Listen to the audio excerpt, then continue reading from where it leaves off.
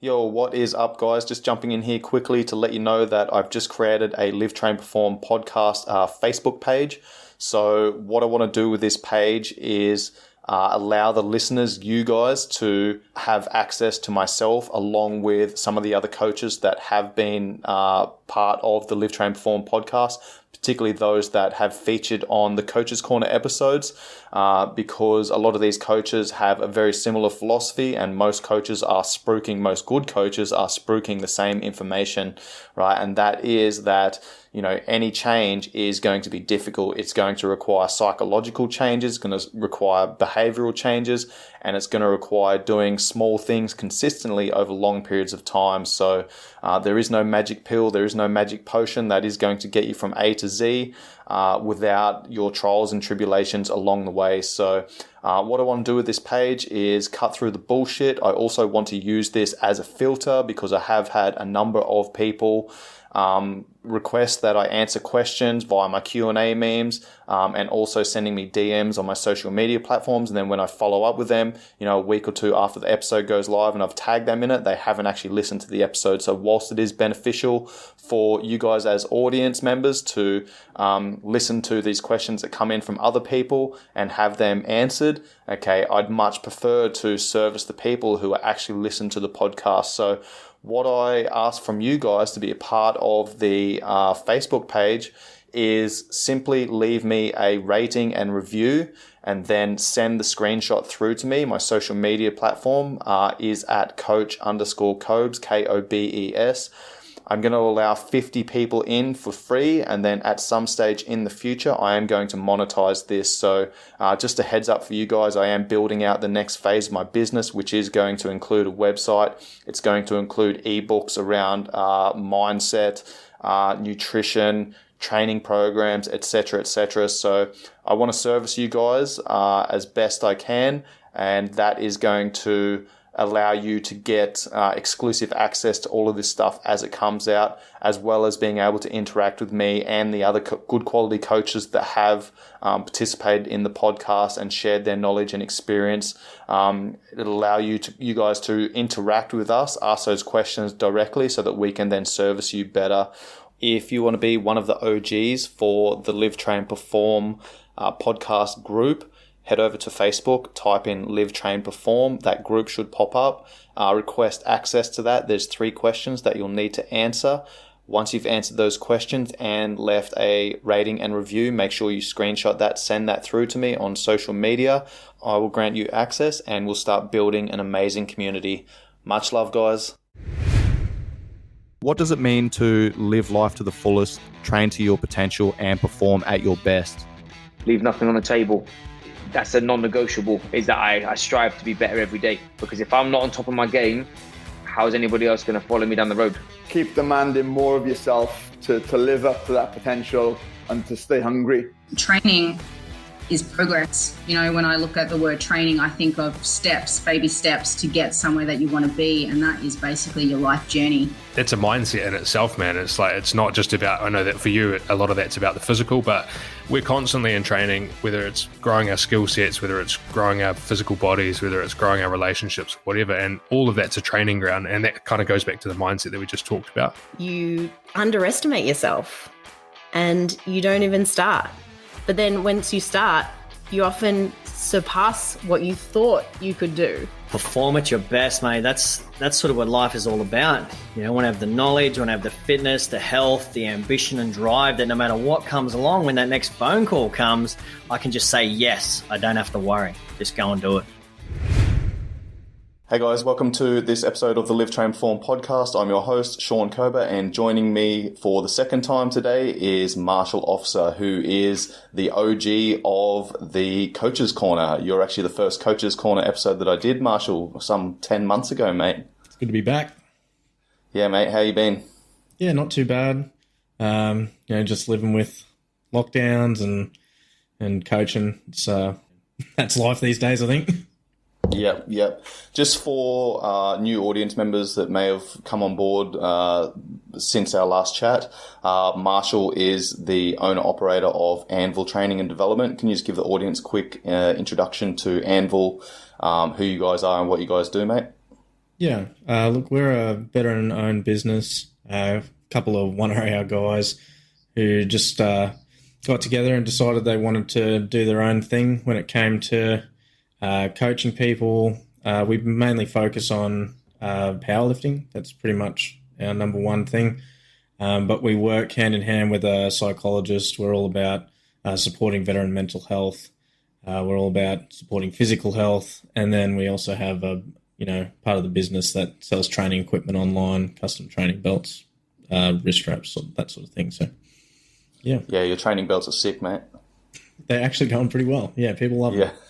Nice. For the audience as well, Marshall is one of those guys that I met on the veteran heavy yoga course at the start of last year, that I was luckily enough had the time off to go back to Australia, do that yoga course, and then got back to Thailand and got locked down like 10 days later. So Marshall was one of the dudes on that course, which was awesome for networking, awesome for meeting another, a group of veterans that I could use as part of my network. And Marshall and I have spoken over the last year and a half or so, and I've written an article for him and shared a lot of his content with some of my guys as well. So love what you guys are doing in the veteran space, mate. That's something I want to kick off the episode with. Obviously, with the last week and a half, 2 weeks, what's happening in Afghanistan with the Taliban pretty much rolling straight back into Kabul, and the security forces falling to pieces over there and Taliban taking control. I know a number of my mates have been hit pretty hard with that, with thoughts of, well, it was all a waste of time. Why did we lose our guys? We've had a number of guys that we lost, that came back, missing limbs and things like that, came back different people. And we've also had a number of people that have taken their own lives, since we returned from that conflict. So, I totally understand where a lot of these guys are coming from, where, they're kind of angry and they're asking, was it all worth it, et cetera, et cetera. What have you experienced from your end, mate? Well, it's an emotional topic. It's completely fair to be angry about something that most of these guys put a significant amount of time and energy into. It's something that a lot of people, you don't serve and not be passionate about it. I don't think I met a single person. I mean, you might leave jaded, or you might get out and have no interest in ever going back. But that doesn't mean that while you were in, you weren't extremely passionate about the job you're doing, especially the guys that I served with and went overseas with. Everyone was passionate about the job we went there to do. Everyone was passionate about the job we'd trained to do. And I think that's one of the key points that I think, as people with some kind of voice in the veteran community, as people that other veterans are going to tune into and maybe pay attention to, the first thing that you need to get out there is let them know it wasn't a waste of time. If you went over to do the job that you trained to do, if you went over to protect your mates, if you went over there and your mates protected you or did the absolute very best they could, there's no time wasted whatsoever. It is pretty tough, I think, seeing what's going on with the country, especially in this day and age where we have unprecedented access to media, and we're basically getting a minute by minute rundown of what is happening in the withdrawal. Like that's never happened before. The internet has never been at a point. Media has never been at a point. I mean, we got Taliban on Twitter. We can follow what they're doing based on their tweets, which is it's crazy. That's never happened before. Yeah. So it is a pretty unusual time for the veteran community, I think, because they've been given this really clear window into the end of a military operation, and just how confusing and, I don't know, disastrous or just unplanned it can be. I'm absolutely no expert on the war in Afghanistan. I have done a postgraduate certificate on counterterrorism, on security, so I have done a little bit of university study in this area that sort of crosses over with my time served. But what's happening over there with the withdrawal is, well, now that it's over, it's day one. No more US in Afghanistan as of today. Really? So today's is day that one. Including all of... Okay, that's including all of the evacuation personnel and everything. Yeah, today is day one in Afghanistan that's solely US free, Okay, we're recording this on the 1st of September for those listening as well, because I'm not exactly sure when this is going to drop. Yeah, and that was the deadline that the Taliban gave the US, was 31st of August.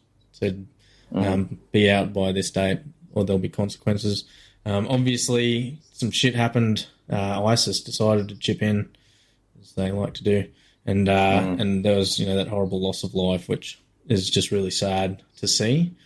And as far as withdrawals go, I mean, so many people have made connections between this and the fall of Saigon. I was talking to someone on a Zoom chat the other day that actually lived there at the time and watched it happen on the news. Wow. And he said that it was crazy watching what was happening on the news with Afghanistan and just how similar it was with the US withdrawal of Saigon in Vietnam. So, I mean, that kind of makes me feel like withdrawing from a conflict so long and drawn out and difficult as the one we've been in is something that is very hard to get right. And I think with all that confusion and sort of with all the media coverage of what's going on, I think the veteran community really does need to focus on the fact that they did the job that they were sent over there to do, and that is not a waste of time. You went over there, you protected your mates, or you did your very best. And those guys that unfortunately lost their lives over there, they were doing the job they were sent over there to do, that they were passionate about, and they were doing their very best job to protect their mates in turn. I think we need to look at it from a perspective of they were doing the right thing. Everything that they did was the right thing to do, and we can't fault that. Yeah, man. Yeah, just to echo that as well, I mean, the way that I look at it is, we were there for 20 years and the Taliban were not in control for 20 years, and that gave the local people a look at what life could be like. Absolutely. And it's been pretty crazy to see, going back to the withdrawal, man, as you said, it's going to be very fucking difficult to get right, particularly in those circumstances, because what was happening, look at a month ago, right? A month ago, it was all right, it was on fringe news, all right, the Taliban's taken control of these smaller cities. Yeah. All right. And then it's now it's fucking, surrounding, this city. Now it's captured this, prison, and it's just let all the prisoners out and fucking blah, blah, blah. And then within 10 days or something, man, Taliban surrounded Kabul. And it's what the fuck, man? They literally just marched through the entire country, just fucking taking, villages, towns, cities, provinces, and they captured the whole country within what seemed like a couple of weeks. I'm sure there was a lot going on behind the scenes, and there was a lot of lead up going into that. But that's from what I heard, man. It was 2 to 3 weeks, and Taliban had just marched through the entire fucking country and taken control. So, it's pretty difficult to come up with a evacuation plan when events unfold so rapidly like that, and the security forces deteriorated as fast as they did. Yeah. Yeah, I mean, looking at what was happening over in the US at the same time, you've had a massive change in leadership between the Trump administration and the Biden administration. They've said that, I mean, even Trump said he wants to be out of Afghanistan by whatever date. Biden's administration has obviously continued that. And as far as I'm concerned, I think leaving was probably the right thing to do. I think that as Australians, there wasn't a huge contribution towards the end there, towards the way the country was going. My experience over there, it looked like we were fighting a losing battle with the ANA anyway. And that's just my perspective. It might have been different from the top down, but from what I could see, it was an uphill battle every single day trying to get these people to I don't know, work harder for their country rather than just for themselves, which was hard to see. But, I mean, it was clear from where I was sitting here watching the news, as you said, over like a 2-week period, that the US just wanted to be done with it. They wanted to wash their hands of the whole thing. And from that day onwards, it was like, well, if we're done with it, what kind of confidence could the ANA have in the face of, like you said, a military force moving very quickly across the country, taking city after city?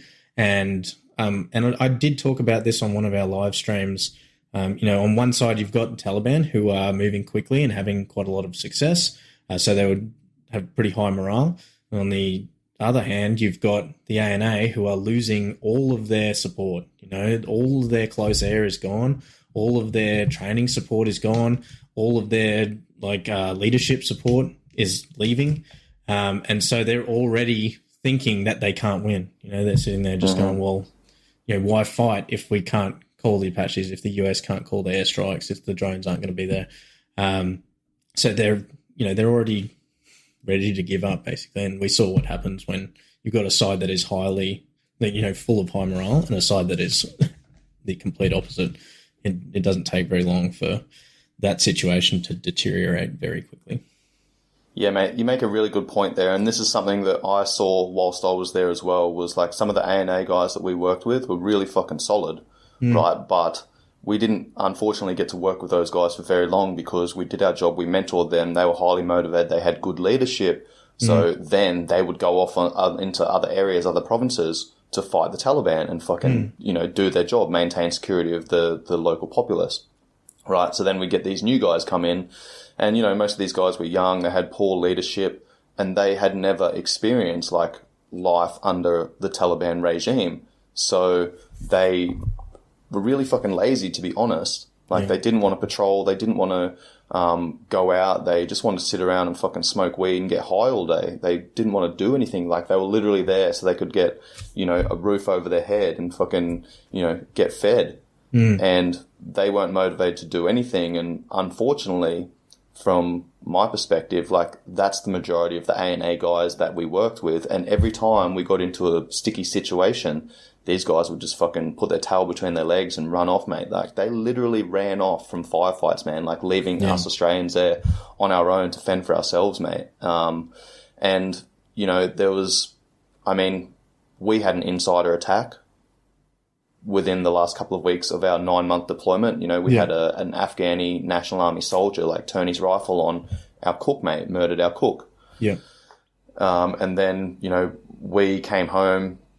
A couple of weeks later, there was another insider attack. So that stuff was happening, through my era and my generation. But again, looking at the Afghanis that weren't motivated, that looked at us as, all right, well, these guys, they have this, superior firepower, good leadership, capability, etc., etc.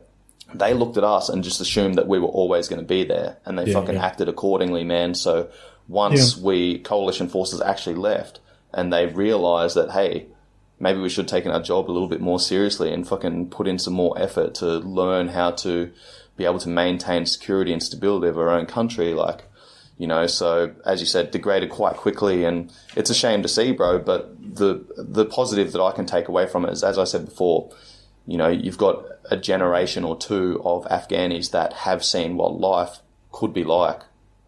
Hopefully that causes some form of resistance. I heard something about the Northern Alliance kicking off again, starting to build troop numbers. And I think Vice President has taken it upon himself. And maybe the son of one of the dudes that was the head of the Northern Alliance when they first went in. I think it was the US Shah used. Ahmad Massoud or something, I might have butchered that name, but...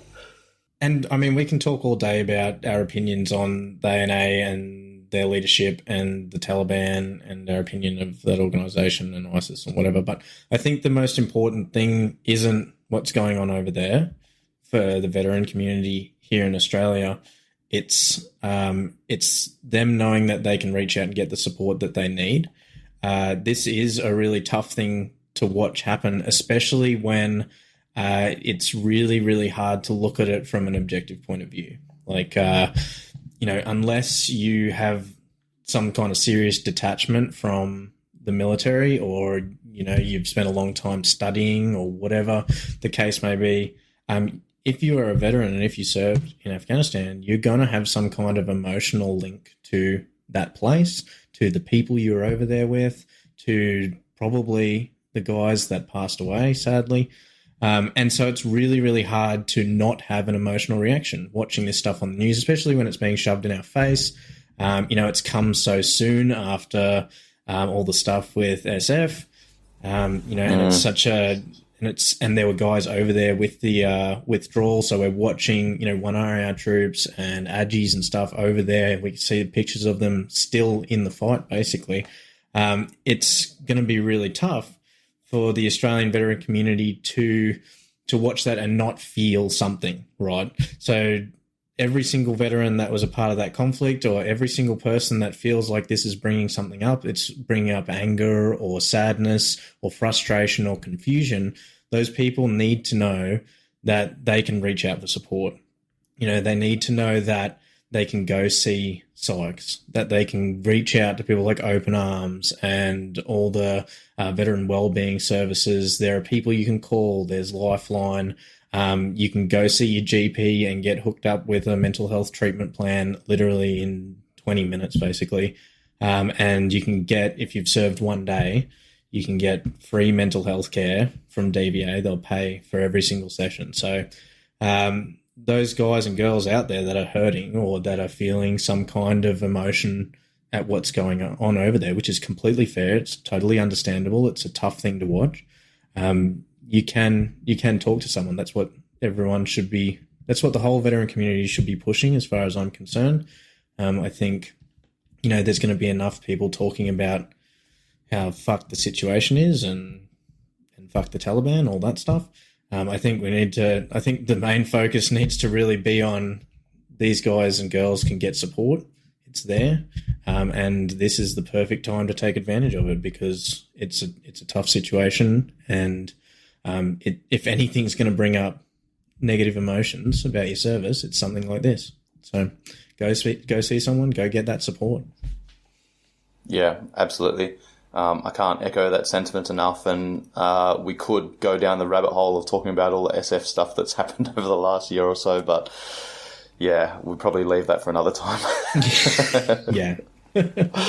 Be a long conversation. Yeah. All right, mate, let's change gears and let's talk about what you've been up to recently. You mentioned that you competed in a powerlifting competition. When was that? A couple of months ago?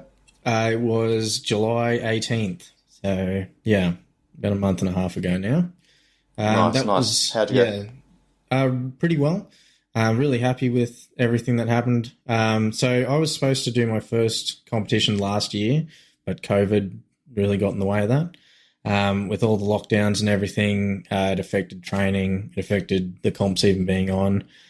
So we rescheduled, and I ended up getting my first one done July 18th. And my goal for my first competition was 600 kilo total. And I hit that on the head. Nice. Yeah, so I was pretty happy with it. As far as the day went, I've been to more meets than I can count now. I've coached guys through meets. And, as far from a coaching perspective, I would always recommend, if you're going to coach something, you should probably compete in it a little bit as well, so you know what it's like as the athlete. Unfortunately, COVID just really got in the way of me doing that for 18 months, 2 years or something. But once I got out there on the platform, felt really good. Felt like I'd been there before, just because of all the meets I've been to. And yeah, basically PB squat. My bench press was basically a disaster, and my deadlift was, I basically just played it safe on the deadlift so that I didn't miss that 600 kilo total. Gotcha. But yeah, overall it was a pretty good day. What numbers did you hit for the 3 lifts? Squat was 215, My bench press was 135, and I missed my second 2 attempts, basically. So I only got the opener, and deadlifted 250. Boom. Yeah. Nice. Let's talk about the mindset required going into that. I want to talk about some takeaways for people listening, if they want to compete in powerlifting, whether they want to kick off a new fitness journey. It's whatever. Like, there's a lot of, this is what I love about fitness, man, is like, you can take the principles that you learn through the journey of fitness and apply them to other areas of your life, like Absolutely. goal setting, like reverse engineering from, competition date, periodization of training, nutrition, recovery, progressive overload, intensity, volume, frequency, blah, blah, blah. Like, all of this stuff, man, applies to all areas of your life. So, let's look at some of those principles that you use and then talk about how people could potentially use them in their life. So, how much time did you have to prepare for the competition? Like, knowing you had a set date? I had quite a while, actually. I ended up probably taking maybe 16 to 20 weeks of lead up prep. So I went through, basically the way I programmed it was, not like how I've programmed anything really before. I took, basically a powerlifting program from quite a famous powerlifting coach over in the States, a guy named Corey Swede Burns.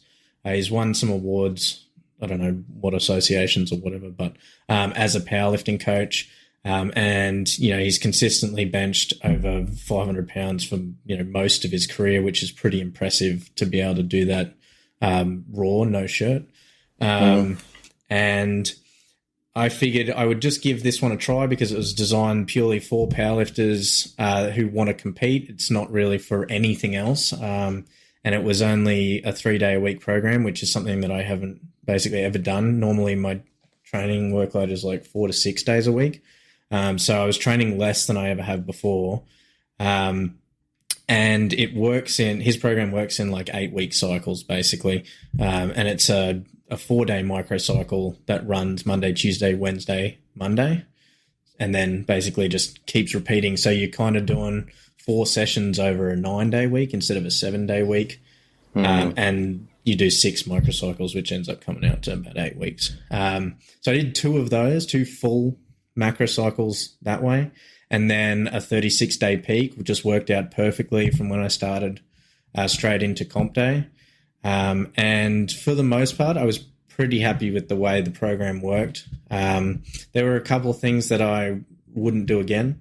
I think that it's probably a pretty good program for really experienced lifters who maybe accumulate enough volume in 3 sessions a week to not want to train a 4th.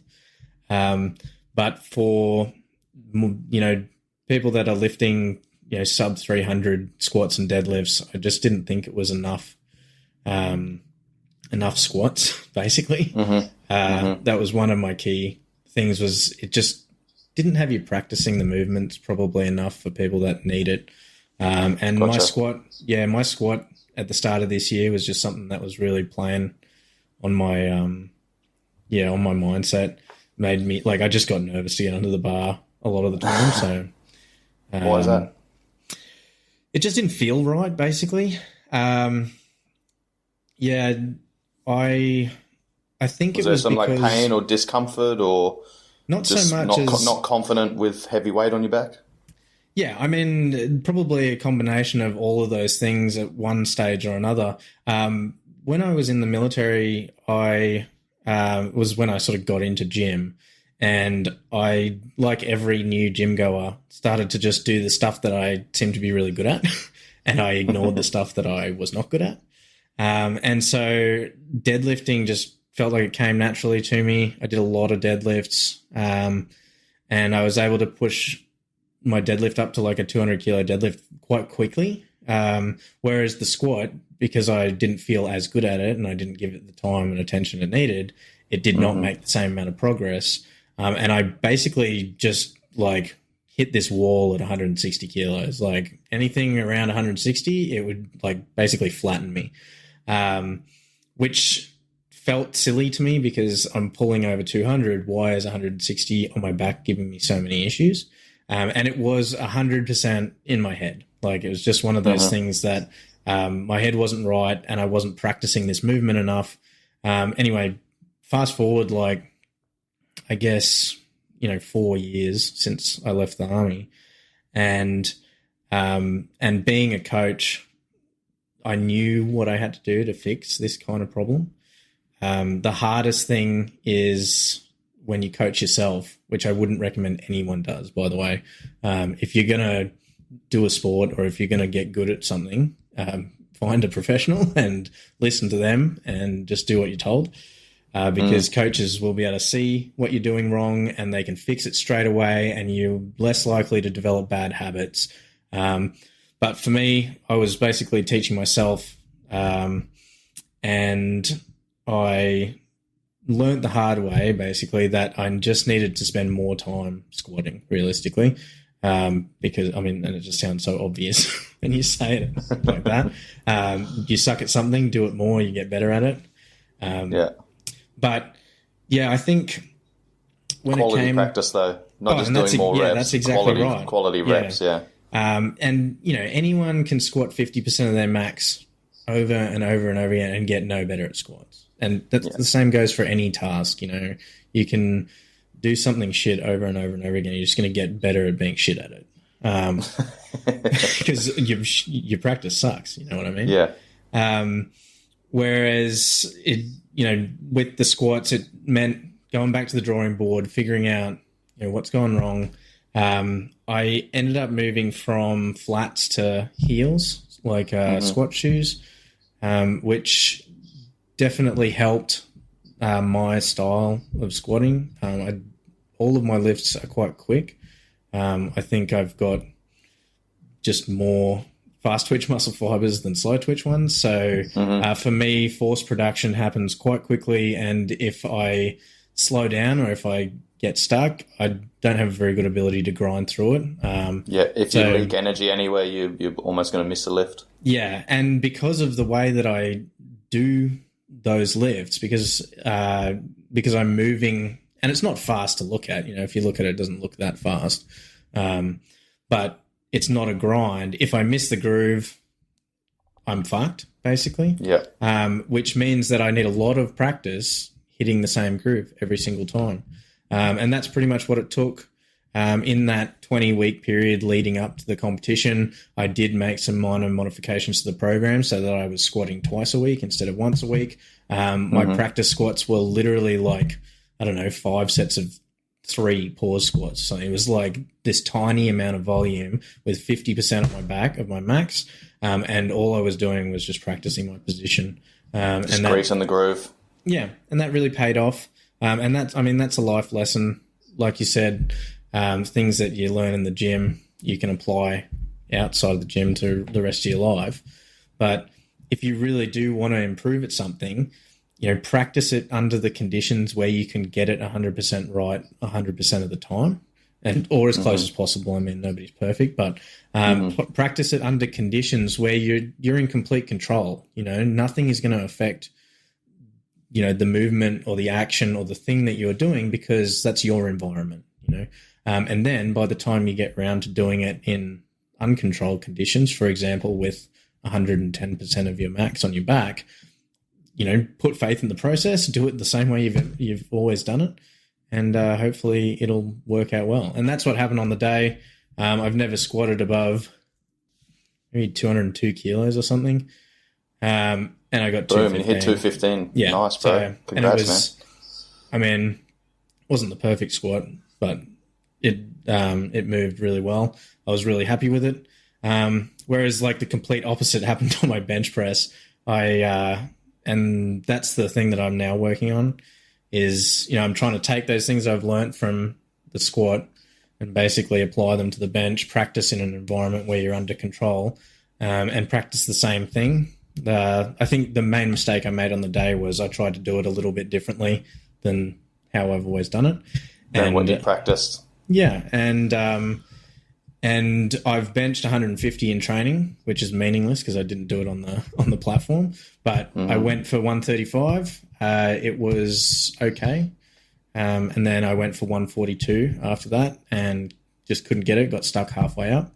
And then tried 142 again and barely got it off the chest. So, yeah. Shit. Let's talk about the training program. You said that you'd never done anything like that before.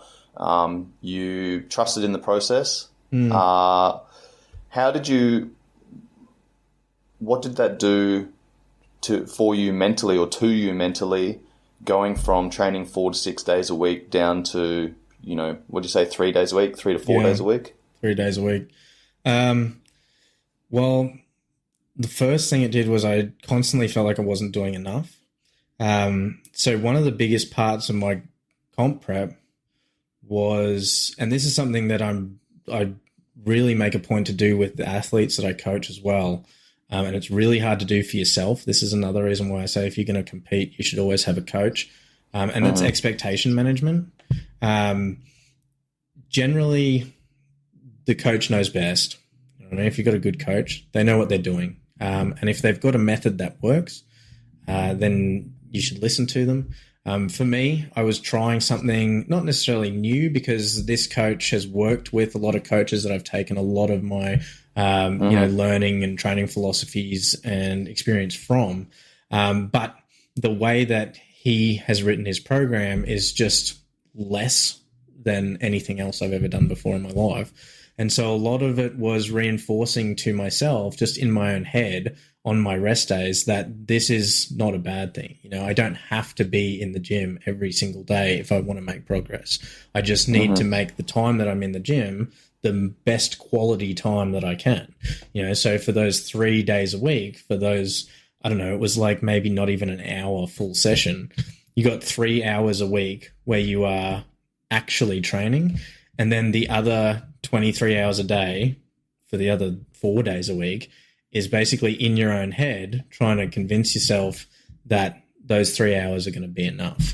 On the flip side of that, you do need to put in a shitload of effort in those 3 individual hours to make sure that you're getting the most out of them.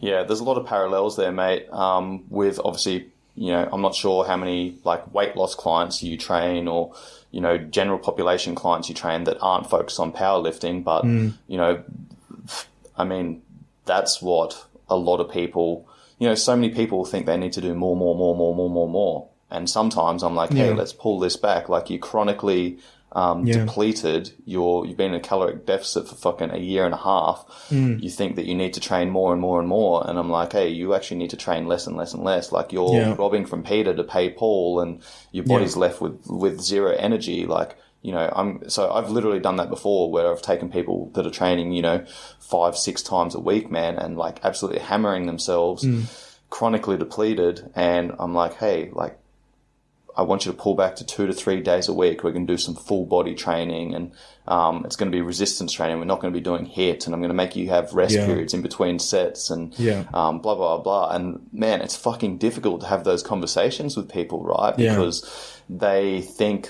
they've been fed all this bullshit by the fitness industry and all these influencers and shit. And, the old adage of fucking like eat less, move more. And I'm here telling them something else, and they're like, what the fuck? How am I going to trust in this process? It's really difficult to have that conversation with people. And I've done it so many times, man. And what I always say is like, do you trust me? And my clients go, yeah, well, that's why I'm paying you. All right, cool. Well, if I ask you to trust me through this process, I'm never going to have to ask you to trust me again. And, they follow it. And then within 2 to 3 months, they're like, oh man, I feel amazing. My body's changing. I'm actually losing weight. I'm eating more. I'm training less, blah, blah, blah. Like, what is this fucking witchcraft? I think as a coach, it can be so hard to address this like cookie cutter approach of, like you said, the fitness industry says X, so X must apply to everyone, no matter who they are. But without context. As we know, that is absolutely not true. You've got people that, I literally saw like an inspirational quote on Facebook maybe an hour ago that was like, no days off, Yeah. Like, why not? You need days off. You need to rest, man. Like, this intense, like 100% intensity, 100% of the time is not only unsustainable, but it's stupid. And detrimental after a certain point. Yeah, it's and like there are people out there who try to do it, and those people are going to see, like we talked about, energy leakage in other areas of their life. If you're putting 100% or you're perceived 100% into a training session 7 days a week, your body is going to have to make sacrifices somewhere else to make up for that. And if you're trying to lose weight, chances are that sacrifice is that it's going to hold on to any fat stores that you've got because it thinks that you're under threat. It thinks that somebody's chasing you down and trying to kill you because you're not giving it any chance to think otherwise. Mm-hmm. There are, training people is a spectrum. And on either end of the spectrum, you've got the people that are very difficult to motivate because it's not a practiced habit for them. It's not something that they are used to doing, so they just don't want to learn how to do it. Mm-hmm. And then on the very other end of the spectrum, you've got the people who are basically addicted to exercise and who use exercise as a coping mechanism for maybe their mental health and I'm not saying that exercise can't be a good coping mechanism, but it's like anything else. If you do too much of it, like you said, it can be detrimental and it can have a negative impact on your mental health and your physical health, because what you're doing is you're pushing your body to a point where it's in survival mode. It's holding on to every single little bit of food that you put into it. And if you're in a deficit, it's not going to burn anything off because it thinks that you're starving. Yep. If you're stressed, it's going to amplify that stress.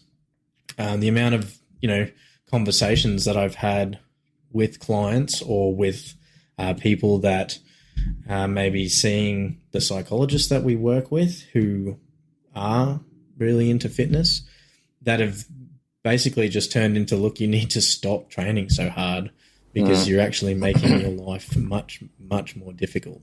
Yeah, man, that's a great point. Like, training or fitness is a tool, right?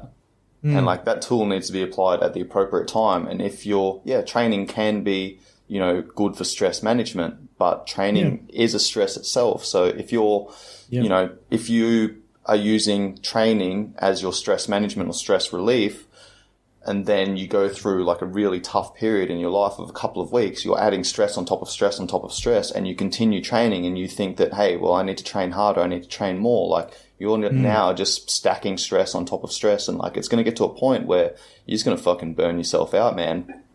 Yeah. And I mean, you look at what's going on in the world right now. There's a pandemic that is having a pretty significant impact on most people's stress levels, and how they are responding to that varies greatly from individual to individual.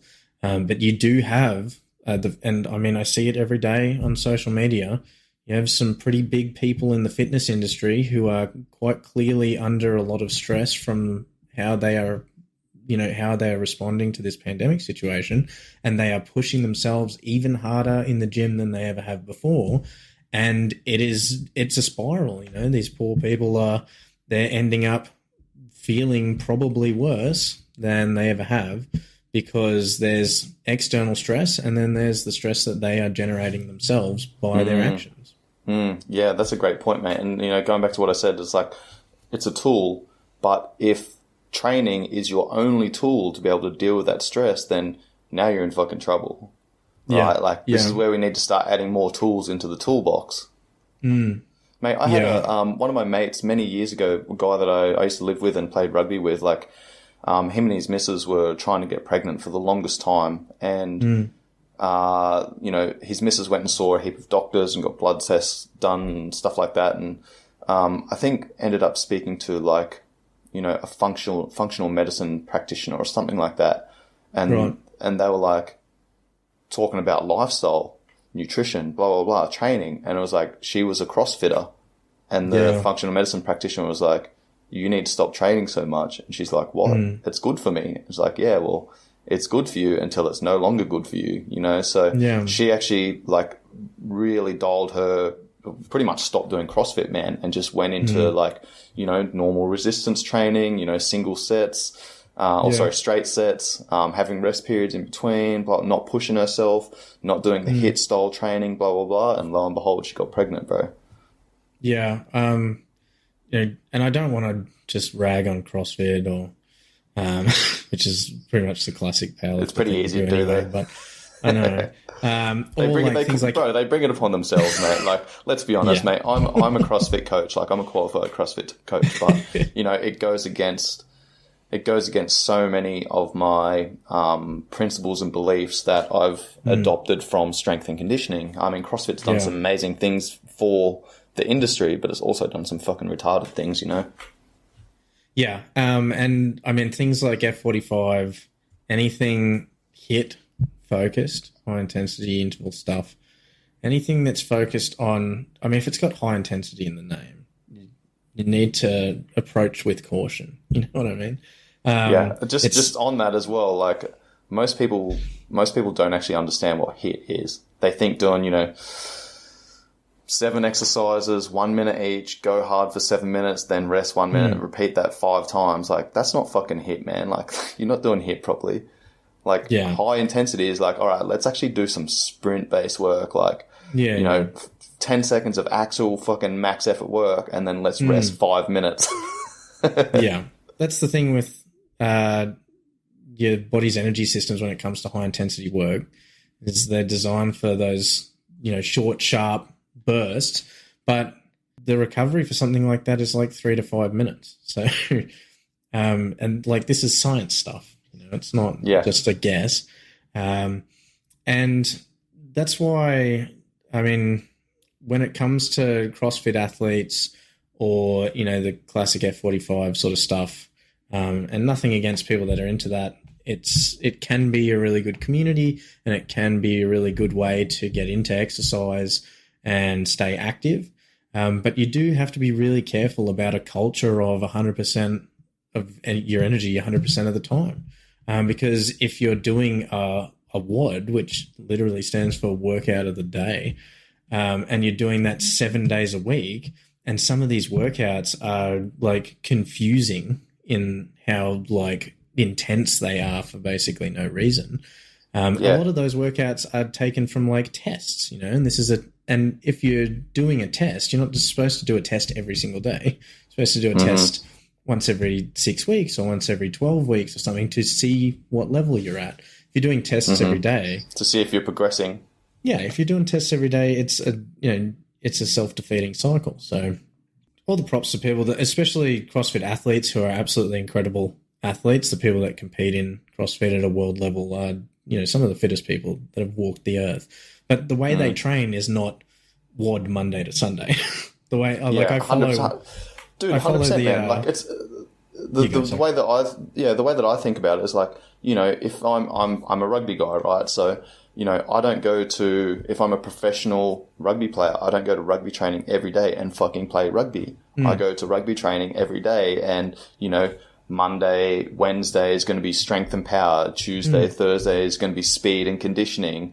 You know, and there's going to be some, there's going to be some mobility work in there. There's going to be some stability work in there. There's going to be some hypertrophy work in there, you know, like, and then we're going through skills and drills. And then on the weekend, we put it all together, right? Yeah. Like, that's how training should be. That is training. Okay, we're training throughout the week, and then we're testing ourselves on the weekend, you know, and that goes for 4 months of the year. And then we go through an off season where we look at, you know, changing our training style, and we address these areas, put on a little bit of muscle, put on some strength, put on some size, put on some speed, put on some power, build our conditioning, blah, blah, blah. And then we go through that cycle again, you know, whereas I look at, you know, those high intensity style sessions like CrossFit and F45, and it's just like smash, smash, smash, smash, smash all the time, man. Like, where's the training?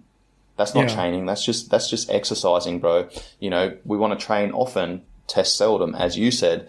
And here's the thing, bro, like what I see with people that go and do that type of training is they're really fucking motivated. And as you said, there's some great things about it, like building community and, you know, you see the same people at the gym at the same time every day and you compete against each other. Again, it's competing against each other. You know, you're working hard and you build that great community, but then, you know, after 6 to 8 weeks, you see really good results, but then people burn out, they start getting injured, or they continue going for, you know, another 6 months and their body doesn't fucking change after that because it's adapted to what they're doing. And they now need a new stimulus, which they're not getting because the training sessions are just the same over and over and over again, just rebranded. Yeah. I mean, talking about community and talking about, you know, pushing each other, you know, competition within that group. That's one of the reasons why I like powerlifting so much for the veteran community. And I mean, it's just a tiny little group of guys that I've got that I coach 3 days a week. But, you know, we've got a huge age range. I've got, you know, guys that are still in their 20s and I've got dudes that are in like their 50s. And all of them compete and all of them come to training, you know, at least one of those days a week, but they'll train, you know, 3 to 4 times a week anyway. But the best part about powerlifting is I see it as a team sport where at the end of the day, when you get up on the platform, you're only competing against yourself. You know, you're only going up there and trying to do a little bit better than what you did last time. Because of the way powerlifting works, you know, it's weight classes and divisions and all sorts of shit. Basically, you get up on the platform and you're not really competing against anyone else there. You might be lifting similar weights or you might be lifting something completely different. But realistically, all you care about is a little bit of a PB from the last time you got on the platform. And I think that's really good for the veteran community because they need that challenge. They need a goal, especially combat veterans, especially ex-infantry guys, stuff like that. They are very goal-driven people and they are very, you know, process-driven as well. Yeah, they see a challenge or they see adversity as something to attack head-on. You know, they're not adverse to adversity. In fact, they tend to seek it out in some way or another after they've left the military, and a lot of the time that can cause some issues if it's not done in a healthy way. So, you know, if you give them a controlled environment with heavy weights, and I mean, fighting a heavy weight is one of the hardest fights of your life. If you've ever put a max on your back or something, it can be a really tough battle. So it gives them that thing to fight against, but it also puts them in a room with a bunch of people who have similar experiences, who are their community, where they can sort of talk a bit of shit. They can push each other a bit harder than they would by themselves. You know, and then they feel supported. You know, if you've got a spotter for a heavy lift, you feel like that guy, you know, you can rely on that dude. It's the same as when you've got a battle buddy, you know what I mean? And a battle buddy who's been through the same shit that you've done, who's gone through the same level of training, you know, who's done the same shitty field exercises. That's a guy that you can have a laugh with and that you have a level of trust with that you wouldn't have with any other, you know, random civvy bloke or something. It's the same with someone who's spotted you through one of the hardest grinds of your life. You know, that guy was there when you thought you were going to die. So, you know, it builds that trust really quickly. And on top of all of that, every single one of these guys is injured. And in a powerlifting gym, injuries are very common to deal with. They're not common to happen, but, you know, just because someone's got hip issues or knee issues or back issues doesn't mean I can't find a way for them to squat or bench or deadlift. And I've got guys that came in after, you know, 10 years of chronic back pain who are now deadlifting like twice what their body weighs, and they don't feel that back pain anymore. You know, so it's and that's another bonus, I think. Yeah, there's something about that process, man, that I really love. And again, I want to take the lessons from everything you just said and then apply that to people's lives. You know, powerlifting, it's objective, right? You've got to make this weight class and you've got to lift as much as you can, right? Like those numbers are there. They tell you whether you succeeded or whether you failed. and then you get your total at the end. Okay, you then take that away and you do an AAR. All right, what can I fix? How am I going to do that? What can I improve? How am I going to do that? What can I sustain? Maybe tweak a little bit. All right, and then guess what? You know you've got another date coming up where the next powerlifting meet's going to be. I know I've got 16 weeks. Cool, I'm going to reverse engineer that. A week out, I want to be here. 2 weeks out, I want to be here. 3 weeks out, 4 weeks out, I want to be here. Blah blah blah. So then you start setting these little checkpoints along the way. Okay, yeah. How am I going to be able to get to that point? All right, I need to be doing this. Then you start going through your program. You start putting that together. You're looking at your nutrition. So again, like, I love that process of being objective, because then you can structure, then you can plan, then you can start walking that path and then tweak and adjust on the way. Whereas if you put that up against, like the F45 or the CrossFit or whatever, like, I mean, CrossFit does have those, what are those workouts called?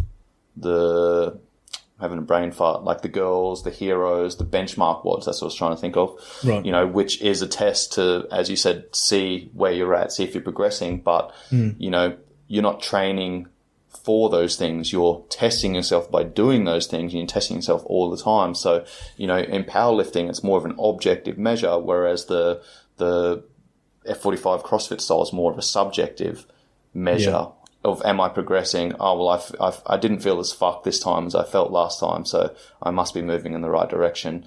And a good training session is measured by, how fucking tired you are, how much you sweated, how high you got your heart rate, how long you need to fucking lay in the fetal position by the end of the session. Like, that's how people measure a good workout. Whereas, you measure a good workout by, hey man, like, I used the same weight that I lifted last week for my 5 sets of 3.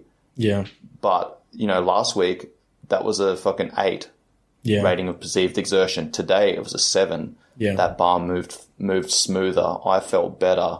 I'm dialing that technique in. So there's many, many different ways to measure your progress, and using those objective measures and objective markers, I think is a brilliant way to be able to ensure that what you're doing is moving you in the right direction.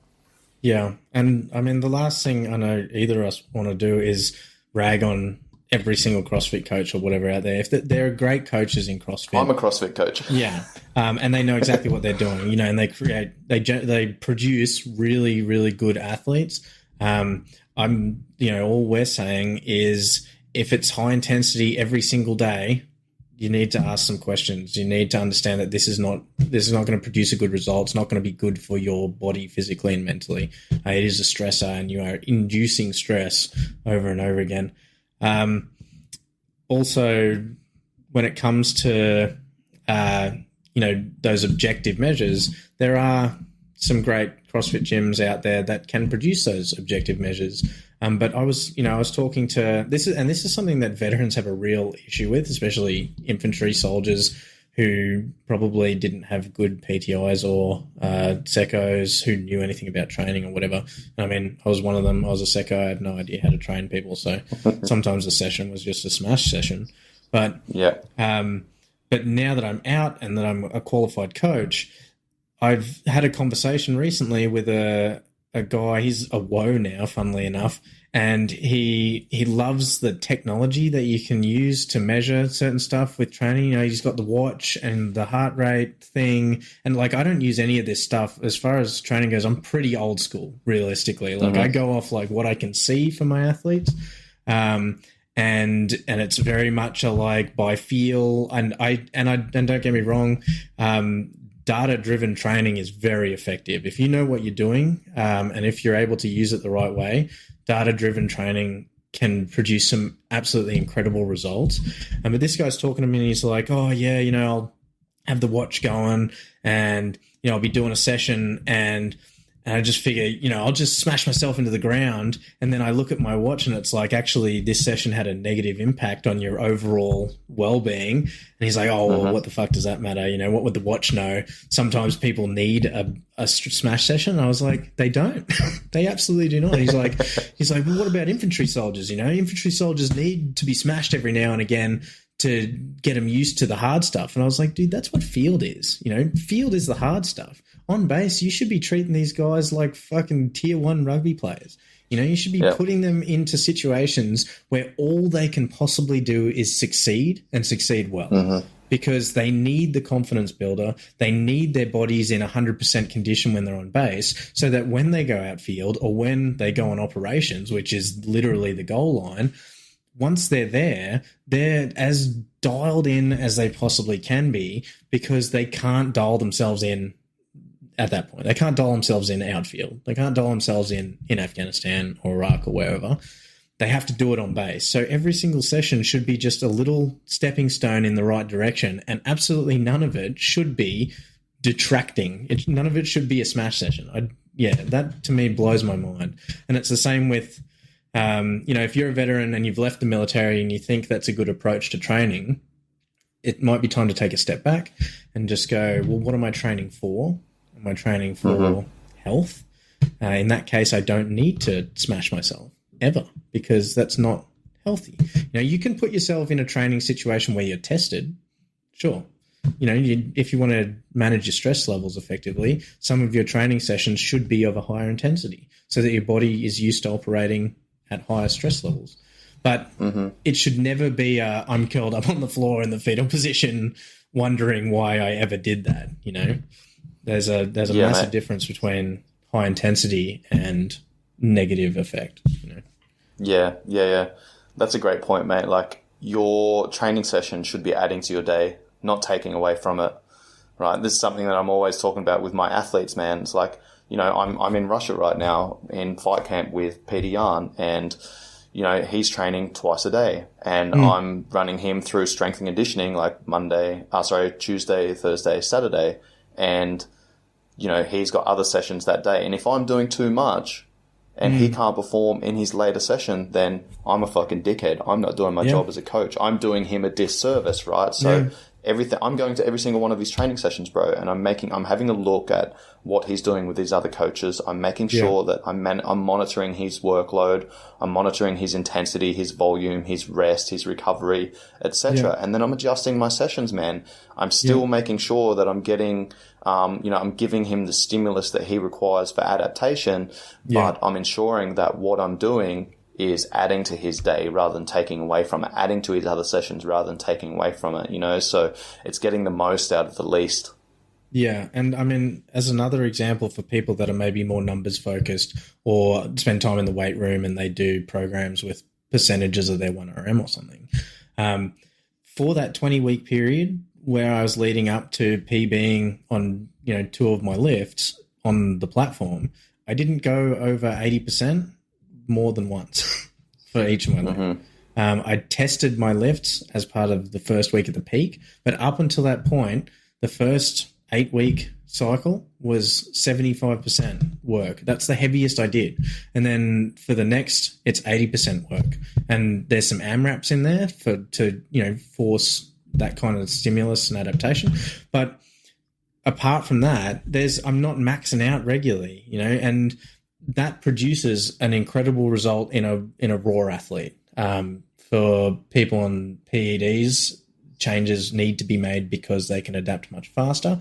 However, if you're just a regular person and you want to continuously get stronger or get better or get fitter, you need to be working in the range between like 65 and 80%.